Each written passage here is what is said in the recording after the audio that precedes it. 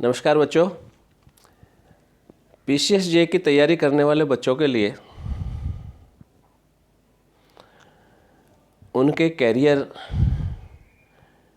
में दृढ़ता लाने के लिए, उनके कैरियर में डिटर्मिनेशन लाने के लिए और उनके कैरियर के ब्राइट्स पॉइंट्स, चमकीले पॉइंट्स जो एक सितारे की तरह चमकते हैं, उनकी चर्चा करने के लिए कुछ बच्चों द्वारा कहा गया है। इसलिए हम पीसीएस जे की तैयारी के तरीके के साथ साथ एक जज में क्या क्या क्वालिटीज़ होनी चाहिए, एक जज का कैरियर समाज में क्या महत्व रखता है, समाज एक जज से क्या अपेक्षा करता है, समाज के प्रति एक जज का क्या दायित्व है और एक जज का रोल समाज में कितना महत्वपूर्ण होता है, इन बिंदुओं पर चर्चा करेंगे। देखिए, कैरियर अडॉप्ट करने के लिए जनरली बच्चे कंपटीशन फील्ड में एंटर करते हैं और जो बच्चे एग्जीक्यूटिव साइड में कंपटीशन में एंटर करते हैं, अगर वो एलएलबी पास हैं तो साथ के साथ पीसीएस जे की भी तैयारी करते हैं और उनमें से कुछ बच्चे पीसीएस जे में सिलेक्शन भी पा जाते हैं। लेकिन हम ये तजुर्बे के आधार पर आपसे चर्चा करना चाहते हैं कि एग्जीक्यूटिव वर्क और जज का वर्क बहुत डिफरेंट है। जज का काम या जज का रोल या जज का दायित्व, रेस्पॉन्सिबिलिटी, हम ये नहीं कह रहे कि किसी दूसरे एग्जीक्यूटिव ऑफिसर से कम है या ज़्यादा है, लेकिन यूनिक है। यूनिक है, यूनिक इस सेंस में है कि जब आप कोर्ट में बैठते हैं तब आपके सामने न केवल दोनों पार्टीज़ मौजूद रहती हैं, उनके पैरोकार भी मौजूद रहते हैं और उनके एडवोकेट भी मौजूद रहते हैं। यानी आपको जो सुनवाई करनी है वो ओपन कोर्ट में करनी है। आप चैम्बर में बैठकर या अपने रेजिडेंस पर, हालांकि इमरजेंसी टॉपिक्स की सुनवाई रेजिडेंस पर हो सकती है, रिमांड वगैरह की, लेकिन रेगुलर सुनवाई कोर्ट्स रूम में ही होती है, ओपन कोर्ट में होती है, पब्लिक के सामने होती है। तब आपका व्यक्तित्व एक्सपोज होता है जनता के सामने। अगर आप में एक न्यायिक दृष्टिकोण है, वो भावना आपके अंदर है, तो आप क्विक डिस्पोजल की तरफ बढ़ सकते हैं। क्विक डिस्पोजल किसी भी लिटिगेंट की एक महती आवश्यकता है। लाइफ के स्पैन में कोई भी इंसान अपनी लाइफ का मैक्सिमम पार्ट कोर्ट में व्यतीत नहीं करना चाहता और ना करना चाहिए। एक लिटिगेशन के लिए, सिविल के लिए तो कहा जाता है कि 3 पीढ़ियाँ खप जाती हैं, ऐसा होता भी है। प्लेंटिफ और डिफेंडेंट जजमेंट वाले दिन शायद ही सुनने के लिए ज़िंदा रहते हैं, और सब तो बिल्कुल नहीं रहते, किसी न किसी की डेथ हो जाती है, उनके अलार आते हैं। कभी कभी किसी अलार की भी डेथ हो जाती है, उनके अलार आते हैं, तो तीसरी पीढ़ी वास्तव में आ जाती है। सब में नहीं, लेकिन आ जाती है। इसलिए इस कहावत में एक फोर्स है, एक दम है। इस कहावत को दूर करना आज के जज की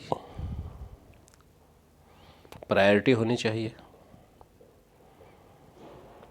और जजमेंट भी उसी तरह से क्विक होने चाहिए जिस तरह से कोई इंसान अपने काम में क्विकनेस चाहता है।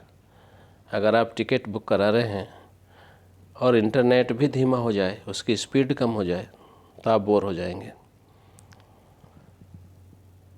तो जो इंसान जजमेंट चाहता है, अपने राइट को डिसाइड कराना चाहता है दिस वे और दैट वे, ये जनरली इम्पोर्टेंट नहीं होता उस इंसान के लिए। वो अपना राइट तय कराना चाहता है और वो ये मानता है कि मेरे जो राइट्स हैं रियल हैं। वो भी जानता है इस चीज़ को, रियल हैं तो जज मेरे फेवर में करेंगे, और अगर वो फेक लिटिगेशन में एंटर हुआ है तो फिर अपोजिट पार्टी के राइट जल्दी तय होने चाहिए, उसको फेक लिटिगेशन में लंबे समय तक न खींचा जाए। इसलिए इस रेस्पॉन्सिबिलिटी को निभाने का जज्बा जिनके अंदर हो, उनको इस सर्विस को चुनने की प्रायोरिटी देनी चाहिए।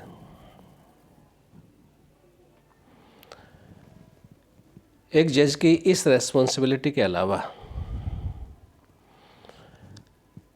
जज की लिमिटेशंस के बिंदु पर भी आपसे चर्चा कर लेते हैं कि जज की लाइफ थोड़ी सामाजिक रूप से कर्टेल हो जाती है।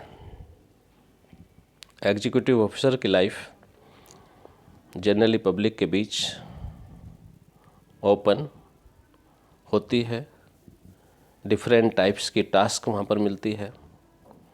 जैसे कि इलेक्शन है तो इलेक्शन प्रोसीडिंग्स में वो एंटर करते हैं, लॉ एंड ऑर्डर की प्रॉब्लम है तो उसको डील करते हैं, रेवेन्यू डिस्प्यूट्स हैं तो उसमें जजमेंट देते हैं। यानी कि लाइफ में एक भिन्नता बनी रहती है।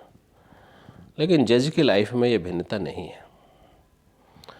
जज को आजीवन, चाहे वो हाई कोर्ट जज हो जाए एलिवेशन होकर, और चाहे सुप्रीम कोर्ट जज भी हो जाए एलिवेट होकर, लेकिन काम एक ही करना है। पार्टीज़ को सुनना है, उनके काउंसिल्स को सुनना है, फैक्ट्स को एनालाइज करना है, लॉ को अप्लाई करना है, उसके बाद जजमेंट डिलीवर करना है। इस तरह से हर जज का एक ही काम है, और उस काम के काइंड्स भी यही हैं जो हमने आपको बताए हैं। पार्टीज़ की प्लीडिंग्स को पढ़ना है, उनको सुनना है, पॉइंट डिटरमिन करने हैं, उन पर फाइंडिंग देनी है, फाइनल जजमेंट देना है। हर जज का यही काम है। और अच्छा जजमेंट तैयार करने के लिए, फाइल की स्टडी करने के लिए आपको रेजिडेंशियल ऑफिस में भी स्टडी करनी होती है। वहाँ पर भी आपको फैक्ट्स और उन पर अप्लाई होने वाले लॉ और एविडेंस जो पेश हुई है उनको एनालिसिस करना होता है। जजमेंट रेजिडेंस पर डिक्टेट करना होता है स्टेनो को। तो आपके पास जो समय है, आपका जो टाइम है, वो जुडिशल वर्क में मैक्सिमम बीतता है। सार्वजनिक स्थानों पर आपकी एंट्री जनरली मान्यता प्राप्त नहीं है। हाई कोर्ट या आपकी सुपीरियर अथॉरिटीज़ ये नहीं चाहती कि आप पब्लिक में घुले मिले, पब्लिक में एंटर करें, पब्लिक प्लेसेस पर जाएं। हालांकि आप अपने जो पारिवारिक आयोजन हैं उन सब में शामिल हो सकते हैं, होते ही हैं। आप फ्रेंड्स और रिलेटिव्स के फंक्शंस में भी शामिल होते हैं, वहाँ पर भी कोई आपत्ति नहीं है। आपत्तियाँ केवल पब्लिक प्लेसेस पर है जहाँ आपका कोई रिलेटिव वर्क नहीं करता या नहीं रहता, या उनका पर्सनल कोई ओकेजन नहीं है, कोई आयोजन नहीं है। इसी तरह से लाइफ में एक मैच्योरिटी टाइप यानी simple living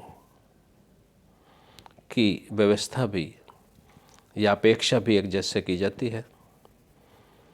high thought and simple living. हम आपको यहाँ ये बता दें कि आपके राइट्स के प्रोटेक्शन के लिए हाई कोर्ट और सुप्रीम कोर्ट सदैव ऑलवेज तत्पर रहते हैं। ऑलवेज। अगर आपका एटीट्यूड सही है, आपका कंडक्ट सही है, आपकी इमेज सही है, तो सच जानिए कि आपका कोई नुकसान सर्विस में नहीं कर सकता।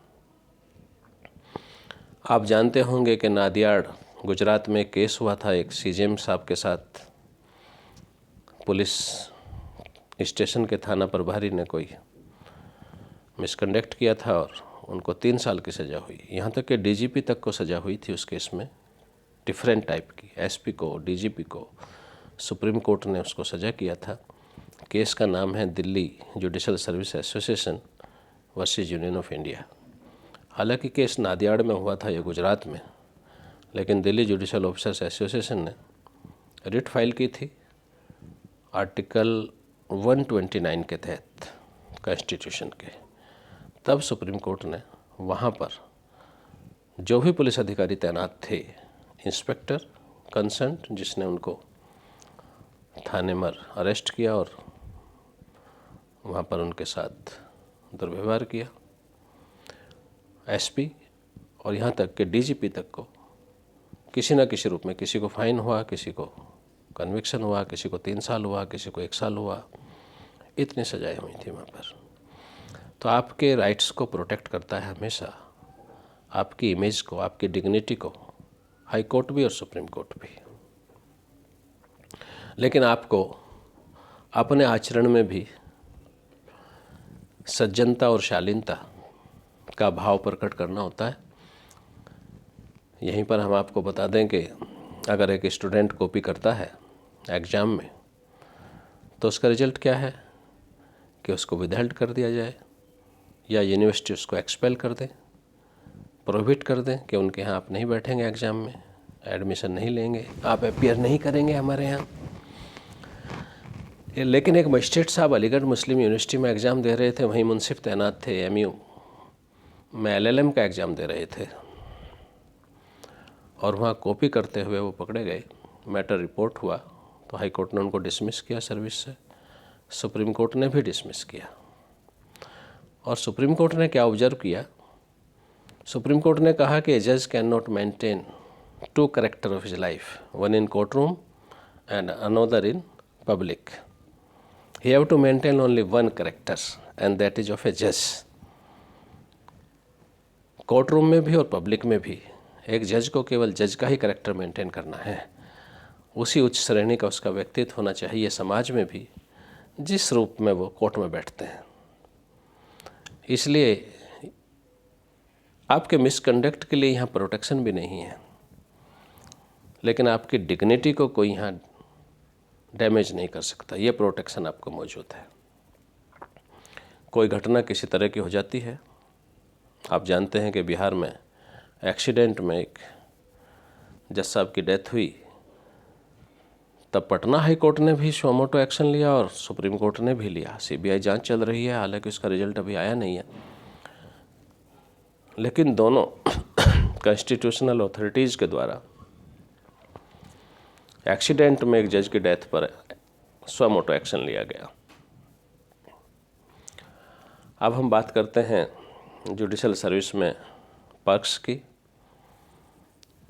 आप जानते हैं कि जो सामान्य पे कमीशन है एग्जीक्यूटिव ऑफिसर्स के लिए, वो जजेस पर लागू नहीं होता। जजेस के लिए एक सेपरेट जुडिशल पे कमीशन बनाया गया है। इस समय 2nd जुडिशल पे कमीशन चल रहा है। रिपोर्ट सुप्रीम कोर्ट में सबमिट हो चुकी है। अगले 15 दिन के अंदर इसमें जजमेंट आना है। रिपोर्ट को इम्प्लीमेंट करने का जजमेंट आएगा। थोड़ी बहुत इधर उधर के बाद, यानी कि जो सुप्रीम कोर्ट फाइनली डिसाइड करे उसमें थोड़ी छूट भी हो सकती है और थोड़ा एज इट इज़ भी लागू किया जा सकता है, क्योंकि गवर्नमेंट्स की ऑब्जेक्शंस भी सुने जा रहे हैं। तो पे स्केल के हिसाब से हम कह सकते हैं कि जज का पे स्केल इस समय बेस्ट है इंडिया में। आईएएस सर्विस ऑफिसर्स को भी, सिविल सर्विस ऑफिसर्स को भी जो स्केल मिलता है एंट्री करते समय, उससे ज़्यादा पे, पहली पे सिविल जज जूनियर डिवीज़न के अधिकारी को मिलती है। फ्री एकोमोडेशन है। सुप्रीम कोर्ट ने कहा है कि 5 टाइप का एकोमोडेशन मिलना चाहिए, और अगर गवर्नमेंट एकोमोडेशन उपलब्ध नहीं है जजेस कंपाउंड में, तो ऑर्डर है, नोटिफिकेशन है, सर्कुलर है कि गवर्नमेंट हाउस अलॉटमेंट में प्रायोरिटी दी जानी चाहिए। फिर भी अगर मकान उपलब्ध नहीं है तब प्राइवेट रेजिडेंस लिया जा सकता है, और पेमेंट गवर्नमेंट करेगी उसका। आपको free magazine 1, 2 paper, 1 English Hindi, और 50% इलेक्ट्रिसिटी बिल का पेमेंट गवर्नमेंट के द्वारा होता है। सिटी के अनुसार ए कैटेगरी, बी कैटेगरी के अनुसार पेट्रोल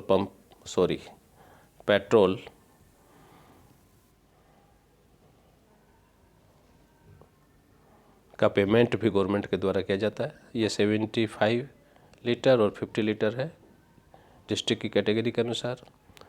तो इस तरह से हर सुविधाएं जो एक डिग्निफाइड लाइफ के सर्वाइवल के लिए होनी चाहिए, जुडिशल अफसर को उपलब्ध है।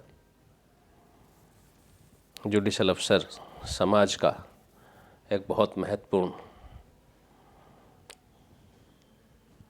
जिम्मेदार ओहदा है, पद है।